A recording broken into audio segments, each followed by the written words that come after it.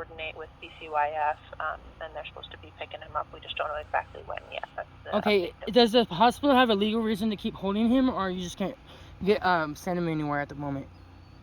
Right. We're just, well, there's not really a specific reason to hold him. We just don't have anybody to pick him up, and DCYF is working on their plan for and that. I'm not allowed to pick him up, so Right. okay, so I'm wondering, has he had a therapist in there yet? He was brought in on a psychiatric issue, and I do know you guys gave him a narcotic, a valume, without my permission or his father's permission, or a judge ordering it. I do know my laws and rights with CPS, so I'm just wondering, has he seen a therapist yet? So he had an evaluation with our mental health team, with our psychiatric team as a social worker, and he did have an evaluation. Yeah. Yes, And they've been checking on him daily? Yeah, we do check in, and we have our nursing staff as well that's checking in with him, and there's somebody sitting at bedside with him. Okay, how has his behaviors been since he's been there? He's been okay. Today he did get a little bit agitated, but they were able to, to redirect him. And how did? Sorry, go ahead. He was. I wasn't there when it happened, so I don't know exactly what happened, but I know that he has been using like a tablet to watch videos and stuff, and been enjoying that. And the last note I see says that he is calm and he's calm. He's doing better. Okay, well, it's different when you have somebody who knows what they're doing. So I don't know if you know or if they told you, but he has a severe separation anxiety from me, and I do have a recorded voice message from CPS saying that I am allowed to have phone calls with my son, and they have not allowed me to speak to him. And so I don't. You guys keep giving me updates or giving me. Yesterday I was given the runaround 4 times, and so like I just hope that my son is there. The other question is why was he admitted under a fake name and then now he is under his real name? I don't know. Sometimes with the registration process, there's just a delay in getting the name updated. If, when adults come in, they have an ID with them usually. Well, Isaiah's in the system. He's been in the system. I've lived here before. And actually, registration called me yesterday. That's another question. Why did registration call me to ask me to check him in and consent to treatment if CPS has custody of him? I'm not sure. I'm not part of the registration team, so I'm not sure. Okay. Call was for. Okay. And then the other thing is they asked me to consent to treatment, but I don't want to consent to treatment if I don't know what the treatment plan is. I don't want to put him in danger. I want to give him the correct help. But then if he's not getting the correct help, I don't want to consent to treatment, if that makes sense. So when I called yesterday to say yes or no on the registration, they sent me over and then I was hung up on it again. So I don't know how I'm supposed to consent to treatment because I don't consent my son even being out of my home right now. Right. I don't know what that phone call was about. I wasn't there. But typically, once a youth is in DCYF custody or they're handling the discharge plan, then DCYF is the ones to kind of give consent for things. But again, like the details with all of that, I know exactly. I'm sorry. This is why I have questions. I'm just tripping out. Okay, and then the other thing is I mean, it's incredibly stressful that he's here and you don't know what's going on. I would come back in a heartbeat. I've offered to go to Oxford, everything. And anyway, so then the other question is, do you guys have a legal right to bill Michigan insurance? Because I live in Michigan. I was here for a visit with my girls when they took him, and so I'm wondering, do you guys have a legal right to go ahead and bill Michigan insurance? Because that's what registration said yesterday, that they're going to go ahead and bill Michigan. So he has Michigan Medicaid insurance? Yes, he does. Right? Yep, through Blue Cross Complete. Yeah, okay. So typically, and you'd have to ask the Michigan Medicaid, I would give them a call. They're probably not open today, but tomorrow, just to verify. But typically, and again, I'm not going to guarantee or promise anything, but emergency services are covered by Medicaid. And, it would just be more the outpatient or follow-up primary care, those kind of services. Okay, I thought those coordinated directly with them. But I would definitely recommend giving your insurance provider a call to check on whatever. Okay, I just thought as soon as CPS takes them in, they have to fund everything. Yeah, and I don't know exactly what their process is, and exactly when they took over or the whole history behind it. So, and he's not allowed to have no visitors or anything, correct? Right now, yeah. So he's just up there alone, away from anyone he knows, any support, anything on a psychiatric issue, not being able to be let go because nobody will come get him. So he does have somebody sitting with him at all times. We call them a sitter, someone who is right next to him within arm's reach at all times, in case he has any concerns or needs, and they can attend to anything.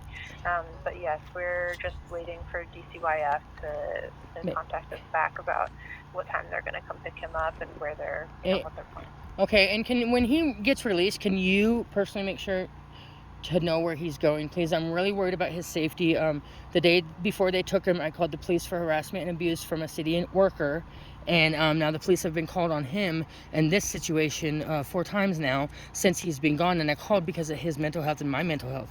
And so I just want to I was already told on Friday he was going to his new home on Thursday, and then they skipped the visit, and then Friday he ended up with you guys. So I'm just trying. Can you please just make sure as to where he's going? Like, do they have to tell you, or they just have to take him and go?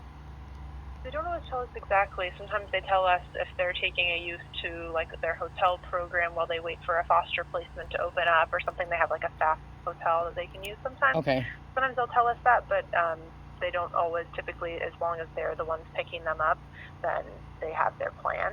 So they don't always tell us like an address or something of a foster home. In fact, I don't think they would tell us an address of a foster home. Right. I get that. And so then the other question is, have you guys made do you have a point of contact with them? I don't. Unfortunately they do not contact me. No text messages, nothing. Since for the last about month and a half, I have not had any communication other than police showing up to take my son. Okay. So I don't know, other than my son is there. I've been advocating for him, begging, like doing everything to see how to get him home, because his issue is he's got separation anxiety, and then his ADHD is really bad, like really, really bad.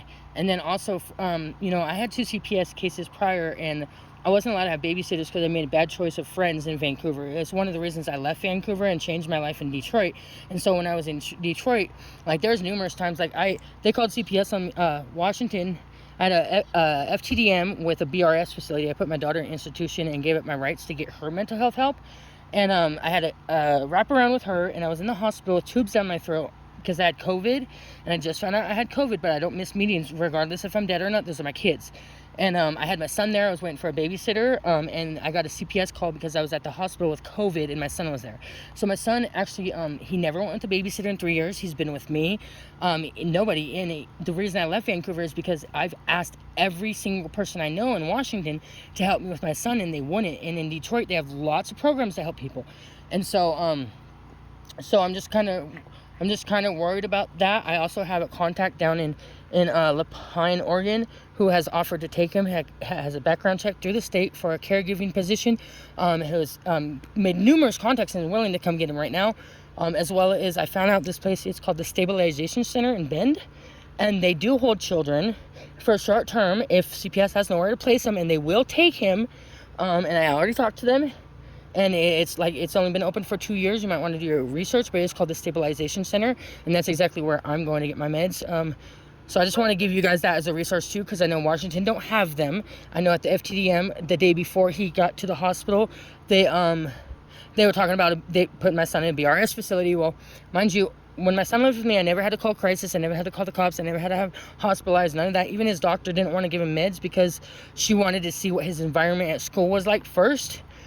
And that can all be stated, but they wanted to put him in BR's facility, and I piped up and I said, look, there's not resources for that in Washington. That's why I started an operation called Operation Can You See Us? I'm about to be published in the paper with it because there's not enough resources for mental health and homeless out here.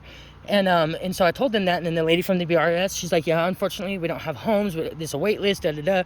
And so this place in Oregon does not have a wait list. They have a master's degree. They work with the state police, all of that. And there you go. I mean, and they will take him there for children and adults.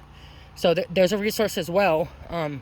If you guys have to hold him any longer, I don't see how long you guys can hold him without, how long are you guys supposed to hold him before CPS coming next week? Or, how long do you guys keep him in the ER before you have to admit him or before you have to seek other services? Yeah, so at this point, it's as if it's just DCYF is acting as the guardian, so we just wait until DCYF is able to pick him up. Is that not negligence?